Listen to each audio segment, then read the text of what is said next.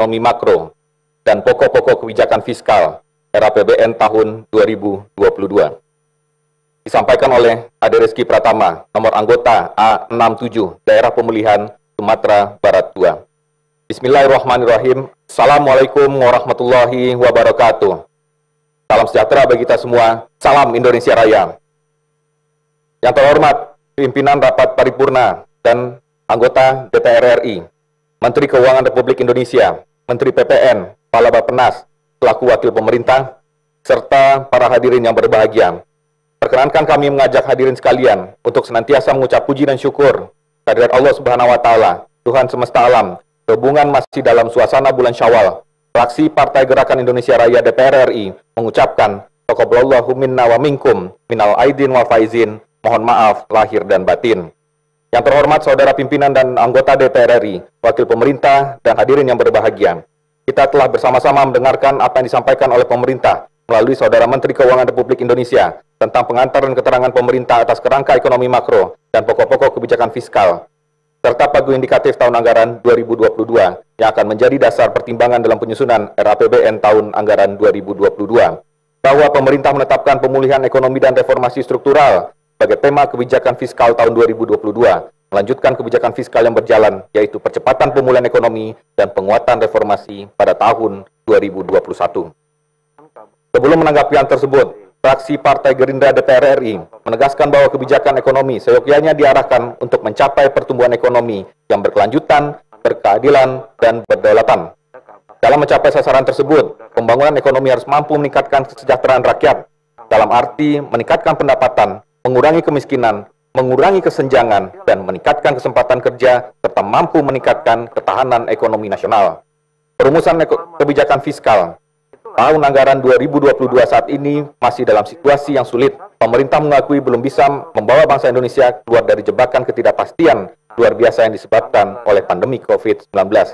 Secara nasional, jumlah terinfeksi secara kumulatif telah mencapai lebih dari 1,7 juta, dengan jumlah meninggal dunia mencapai lebih dari 48.000 jiwa. Sementara adanya vaksin dan program vaksinasi belum mampu menghentikan wabah tersebut. Pada tahun 2020, Indonesia mengalami resesi ekonomi, dengan pertumbuhan ekonomi yang mengalami kontraksi pada minus 2,07%. Kontraksi masih berlanjut pada kuartal 1 tahun 2021 sebesar 0,74%. Kondisi pandemi dan kontraksi pertumbuhan ekonomi memaksa adanya respon stimulus melalui peningkatan defisit fiskal. Respon fiskal telah dipayungi oleh Perpu nomor 1 tahun 2020 yang disahkan menjadi Undang-Undang nomor 2 tahun 2020. Yang antara lain memuat kebijakan penyelesaian defisit fiskal melebihi 3% dari produk domestik bruto atau PDB hingga tahun anggaran 2022. Dengan demikian, tahun anggaran 2022 merupakan periode terakhir yang memperbolehkan defisit fiskal melebihi ambang batas 3%, sehingga sudah seharusnya disusun menuju arah defisit yang berkurang secara signifikan dibandingkan realisasi tahun 2020 dan rencana 2021. Skema PPKF tahun anggaran 2022 memang mengusulkan defisit pada rentang 4,51 sampai dengan 4,81% dari PDB. Indra menyarankan lebih diturunkan lagi hingga kisaran 3,5% sampai dengan 4%. Penanganan pandemi COVID-19 berdampak pada penurunan aktivitas ekonomi secara signifikan, yang berimbas pada pengurangan penghasilan masyarakat dan penerimaan negara. Pada saat yang sama, kebutuhan belanja pemerintah meningkat tajam sebagai respon kebijakan untuk dapat mengurangi dampak pandemi. Akibatnya, tidak bisa dihindari adanya pelebaran defisit yang juga memaksa kenaikan jumlah utang yang dibutuhkan. Hal ini menambah tekanan dalam pengelolaan fiskal, terutama bagi negara-negara yang telah memiliki tingkat utang defisit anggaran yang sudah cukup tinggi sebelumnya adanya pandemi. Yang terhormat saudara pimpinan dan anggota DPR RI, wakil pemerintah dan hadirin yang berbahagia, dengan memperhitungkan berbagai dinamika, akselerasi pemulihan ekonomi, reformasi struktural, dan reformasi fiskal, pemerintah kemudian mengusulkan asumsi ekonomi makro untuk penyusunan RAPBN tahun 2022, antara lain berupa asumsi pertumbuhan ekonomi sebesar 5,2 sampai 5,8%. Asumsi ekonomi makro lainnya adalah inflasi 2 sampai 4%, nilai tukar rupiah 13.900 rupiah sampai dengan 15.000 rupiah per dolar Amerika Serikat. Tingkat suku bunga 10 tahun 6,32 sampai 7,27%. Harga minyak mentah Indonesia ICP 55 sampai 65 dolar Amerika Serikat per barel. produksi minyak 686 sampai 726 ribu barel per hari, dan lifting gas bumi 1.031.000 sampai 1.103.000 barel minyak per hari. Asumsi atau proyeksi pertumbuhan ekonomi sebesar 5,2 sampai 5,8% memberikan kesan pemerintah memaksakan pertumbuhan ekonomi yang harus lebih dari 5%. Hal tersebut bisa menjadi bumerang bagi pemerintah karena tahun-tahun sebelumnya target pertumbuhan ekonomi selalu meleset. Pada tahun 2019, target pertumbuhan ekonomi sebesar 5,3%, namun realisasinya hanya mencapai 5,02%, padahal belum ada pandemi COVID-19. Dan pada APBN 2020 yang telah direvisi karena dampak pandemi, realisasinya juga masih meleset dan terkontraksi cukup dalam sebesar minus 2,07%. Pada kuartal 1 tahun 2021, ekonomi Indonesia masih belum mampu mencapai pemulihan ekonomi yang menghasilkan pertumbuhan ekonomi dengan angka positif, masih mengalami kontraksi atau minus 0,74%, meski pada pertengahan Februari 2021. Pemerintah melalui Menteri Keuangan telah merevisi target pertumbuhan yang ditetapkan oleh APBN tahun 2021 dari kisaran 4,5 sampai 5,5% menjadi 4,3 sampai 5,3%. Jika pemerintah masih menarget pertumbuhan ekonomi tahun 2021 pada rentang 4,3 sampai 5,3%, maka fraksi Partai Gerindra DPR RI meyakini dan mendorong pemerintah agar lebih keras lagi. Harus mengejar pertumbuhan ekonomi pada kuartal 2, 3, dan 4. Capaian pada kuartal 1 tahun 2021 masih minus dan harus ditutup dengan pertumbuhan yang tinggi pada kuartal-kuartal berikutnya. Yang terhormat, saudara pimpinan dan anggota DPR RI, wakil pemerintah, dan hadirin yang berbahagia. Fraksi Partai Gerindra DPR RI mengingatkan pemerintah bahwa mematok asumsi pertumbuhan yang terlalu tinggi, jika realisasinya tidak sesuai dengan target perencanaan, bakal berdampak pada pendapatan negara, belanja negara, dan defisit anggaran, hingga kebutuhan pembiayaan, bahwa setiap 1% penurunan pertumbuhan ekonomi dari asumsi akan menurunkan pendapatan negara sebesar 16,8 triliun rupiah hingga 20,2 triliun rupiah. Belanja negara berpotensi turun 5,2 triliun rupiah hingga 7,8 triliun rupiah. Adapun defisit anggaran dan kekurangan pembiayaan pun berpotensi bertambah sebesar 11,5 triliun hingga 12,4 triliun rupiah. Fraksi Partai Gerindra DPR RI menyoroti rasio utang pemerintah yang semakin meningkat dengan membebani APBN. Selain itu perlu tetap diwaspadai posisi utang luar negeri Indonesia yang dicatat meningkat oleh Bank Indonesia. Tercatat per akhir 2021 sebesar 415,63 miliar dolar Amerika Serikat atau setara dengan 6.056,59 triliun dengan kurs 14.572 rupiah per dolar Amerika Serikat.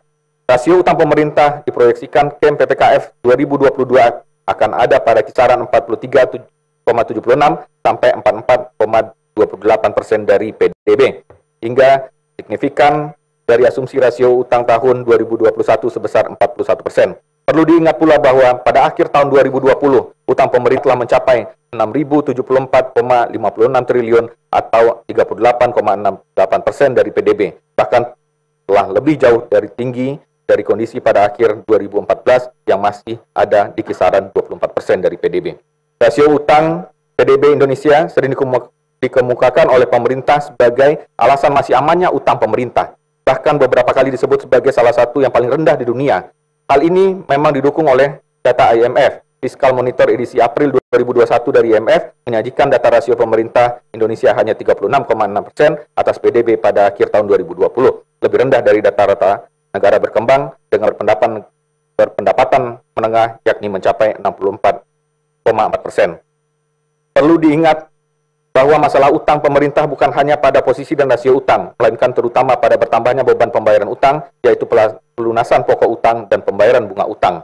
Kemampuan membayar beban utang ini amat bergantung pada besarnya penerimaan negara. Data Fiscal Monitor April 2021 IMF menyebutkan penerimaan negara berkembang dan berpendapatan menengah pada tahun 2020 mencapai 25,21% dari PDB. Sementara itu, rasio penerimaan pemerintah Indonesia pada tahun 2020 dilaporkan hanya sebesar 12,36% dari PDB. Dengan demikian, meski lebih baik dalam rasio utang, namun Indonesia masih lebih buruk dalam hal kemampuan membayar beban utang. Laporan IMF tersebut juga membuat proyeksi penerimaan negara tahun 2020 hingga tahun 2026. Indonesia hanya sedikit meningkat dari kondisi tahun 2020, yaitu menjadi 12%. Lagi-lagi lebih jauh rendah dari negara-negara berkembang.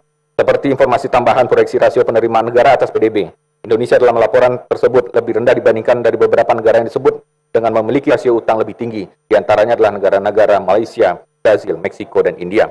Fraksi Partai Gerindra DPR RI mengingatkan pemerintah bahwa pertama, negara-negara berkembang dan berpendapatan menengah tersebut lebih baik dalam hal kemampuan membayar beban utang hingga beberapa tahun ke depan. Kedua, data porsi asing atas utang Indonesia termasuk berporsi terbesar mencapai 50,87% pada akhir tahun 2020. Menurut laporan IMF, jauh lebih tinggi dari rata-rata negara berkembang yang hanya 14,86%.